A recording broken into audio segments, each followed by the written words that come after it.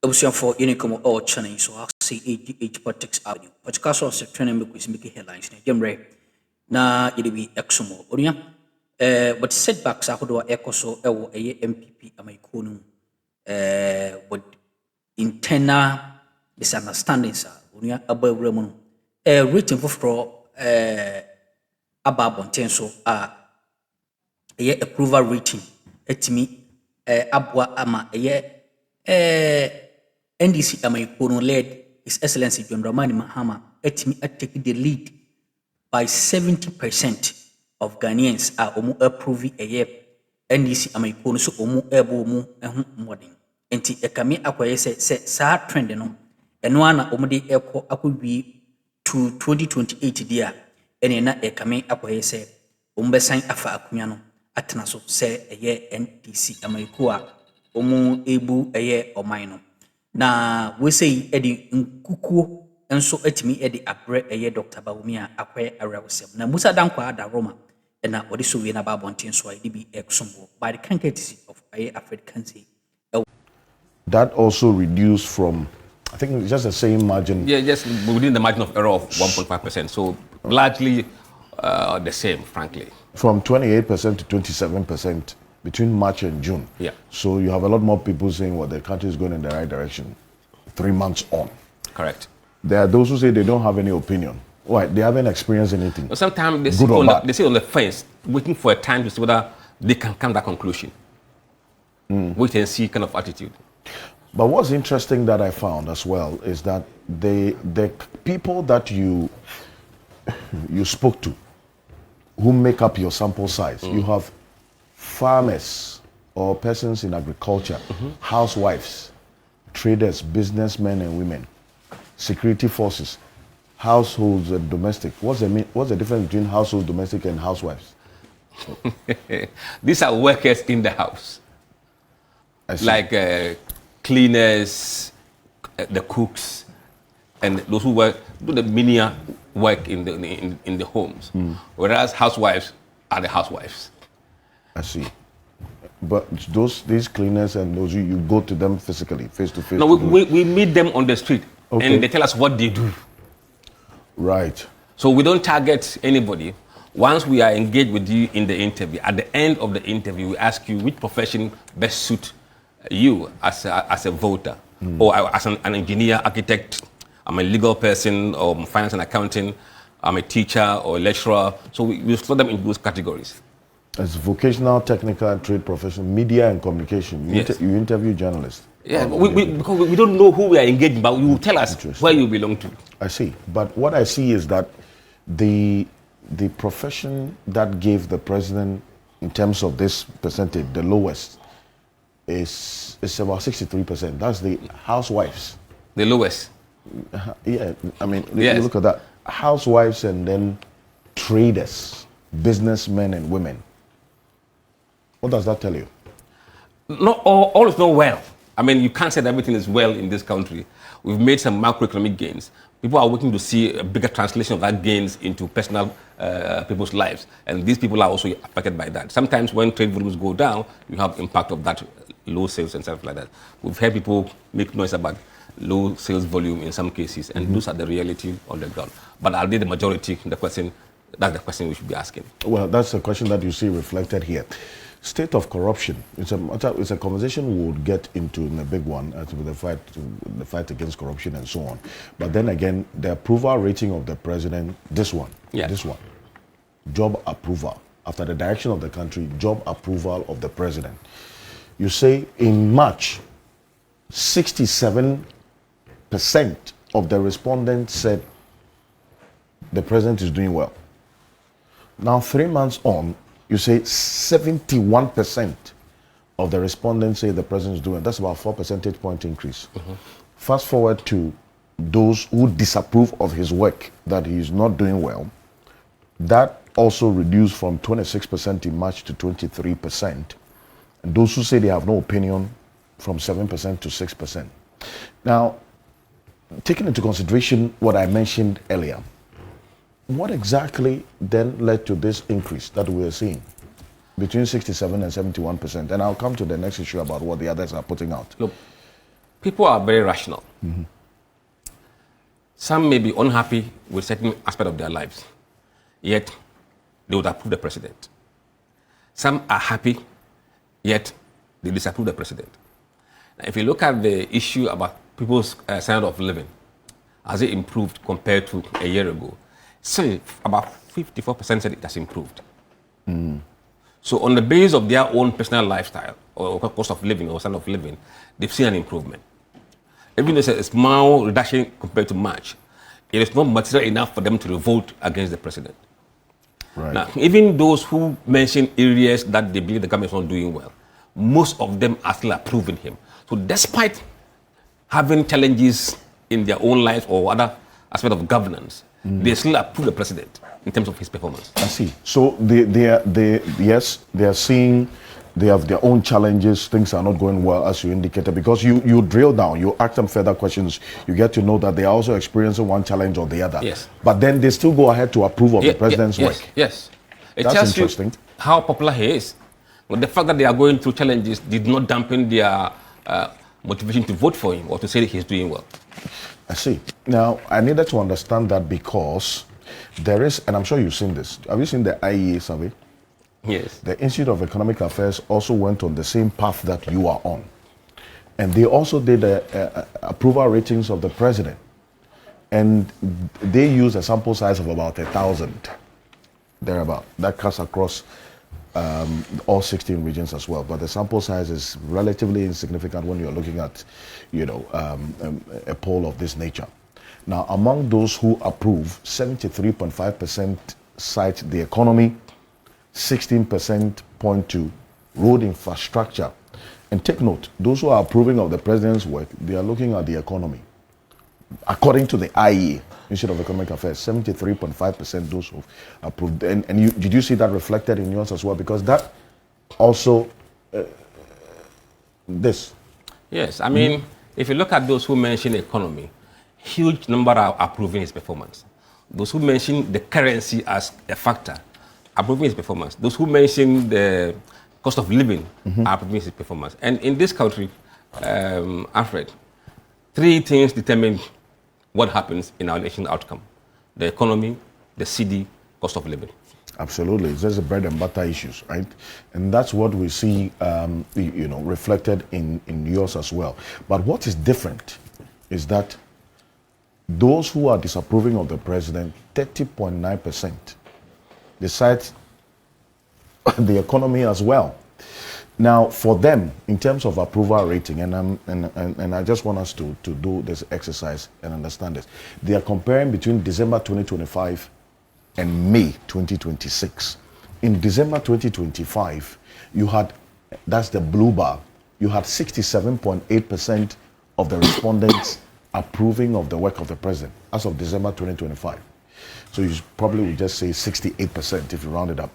Fast forward, they are rather seeing a reduction in terms of those who are approving of the work of the president. That has reduced from December 68% to 59% in May 2026. So that's about almost an 9 percentage points reduction of the approval rate of the president, according to the IEA poll between December 2025 and May 2026. Yours, you are rather showing us an appreciation of the president's approval rating from March to June, 67% to 71%. What did you see that is different from the outcome that we are seeing in the IEA one? You know, when you are comparing two polls, you have to be very, very careful. Even similar polls by the same entity can produce different results. What you do largely is to look at the period in which the surveys were conducted. What period were they covering, and what were the events around those periods? Right. That's the first thing. And second thing is the sample distribution. Okay. In this business, the sample distribution is very important. We tell you exactly how many people were interviewed in Greater Accra, Ashanti, Eastern, Western, and everywhere. Okay. And that distribution reflects the structure of the population that vote in this country. So we weight the sample allocation based on EC register. It's very important. The smaller the sample size, the bigger the margin of error. In our survey, we tell you the margin of error, 1.5. We don't know their margin of error. And with the size of people that are voting in Ghana today and their sample size, there will be a huge margin of error.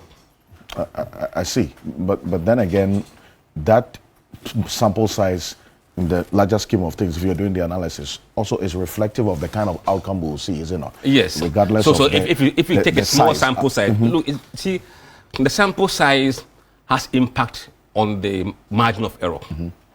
If you take a sample size of 1,000, vis-a-vis 1.8 or 80 million population that vote, and you say, what should be the margin of error based on this population that I'm going to interview? It will tell you. And that margin of error will be significantly higher than what we have as 1.5. With your higher sample size, the margin of error reduces. But yours, how many did you have in person? Because from the one I 7,800 and I think 484 in person.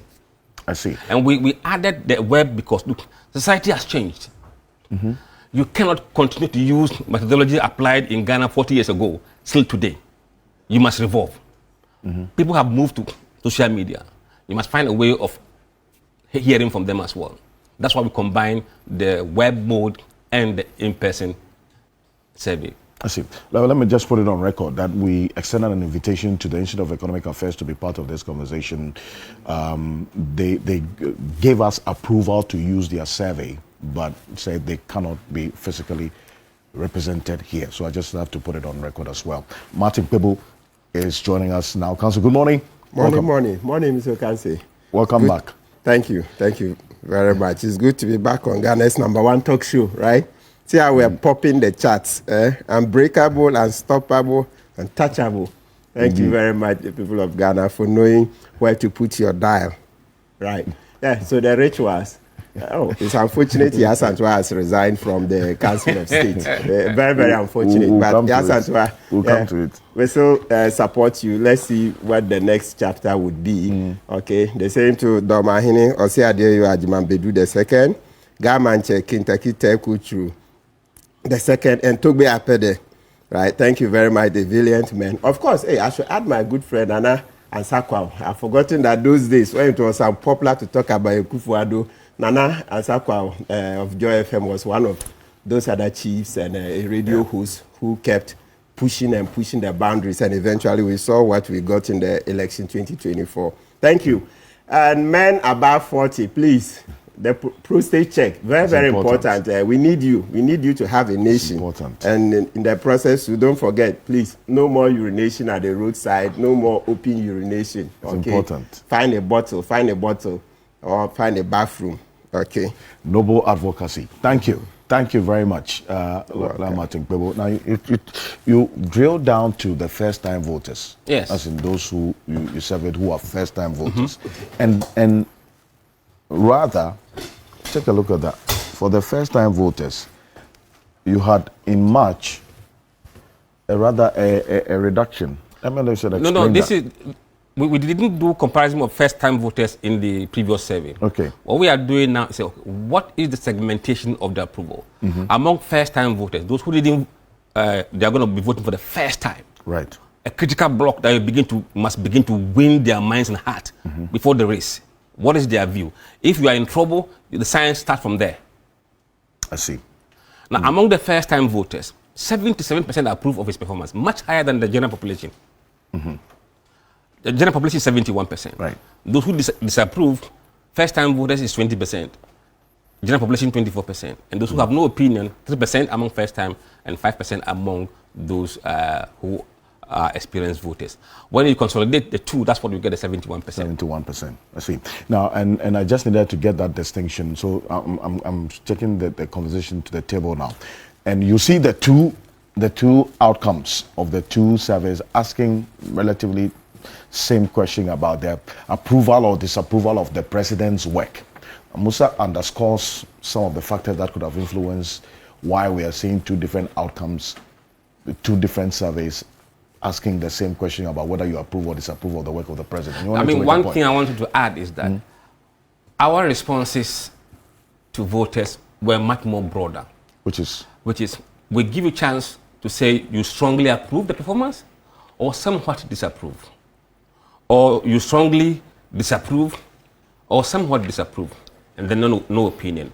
What this does is that not everybody will be happy with entirely everything. And he can't box the president into disapproval. When you provide shades of approval and disapproval, they have the ability to say, oh, somewhat I approve, somewhat I disapprove. And that gives you a true measure of the performance of the president. And that is the gold standard used by international pollsters around the world. And you say that there are those who responded saying all is not well with them, but yet they approve of the president's work. Absolutely. It's interesting. Let me bring in Senor Osion first to start off with this one. And I look at the two. Now, the IAEA's verdict is that the president's job approval has reduced percentage-wise by the people, or the people's verdict, from 68% to about 59%. That's about 9 percentage points reduction between December 2025, May 2026. Global Info Analytics paints a different picture regarding what has happened now, that there is rather an appreciation from 67% to 71%. The same question, different outcomes. Well, I think that we should get one of the things out of the way. You're looking at different data points, possibly also different methodologies. And it's important that we contextualize global info analytics. There's no dispute about the level of credibility they've established over the years. They've been a very professional entity, making very bold calls, which have largely proven very accurate. They are not a fly-by-night institution. 7 major data analytics institutions like Fitch and Co. There are 7 companies like Deloitte, Guinness, Ghana, and Co. This is not a political institution. It's a very professional institution.